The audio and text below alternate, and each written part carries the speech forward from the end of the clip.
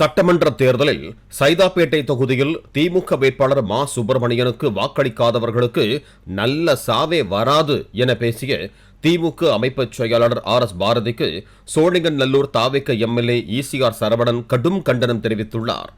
மாநகராட்சி தேர்தலில் தாவேக்க வென்றால் ஒரு பக்கம் மீசையை மழித்துக் கொள்வேன் என சவால் விட்டிருக்கும் RS பாரதி அதற்கு தயாராக இருக்க வேண்டும் என்றும் சரவணன் கூறியுள்ளார்.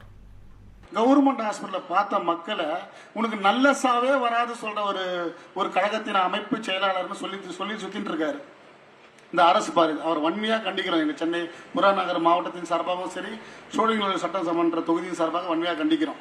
இந்த மாநகராட்சி தேர்தலில் நீங்க ஒரு இடம் வந்தாலும் நான் பாதி மீசை எடுத்துப்பேன்னு சொன்னாரு. ஆல்ரெடி நான் ஆலந்தூர்ல மீட்டிங் போட சொல்லிட்டேன். அவர் பிளேடு வாங்கி தான் வச்சிருக்கேன்.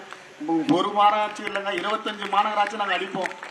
அதே பிளேட் எடுத்து தானே குடிங்க, உங்க வீடை கதவு தட்டி கொடுப்பானா மீசையை வலிச்சிக்கணும் சொல்லி கண்டிப்பா கொடுப்பேன். பிளே ஸ்டோர் மற்றும் ஆப் ஸ்டோரில் இருந்து பாலிமர் செயலியை QR கோடு மூலம் பதிவிறக்கம் செய்யுங்கள். செய்திகளை உடனுக்குடன் பெறுங்கள்.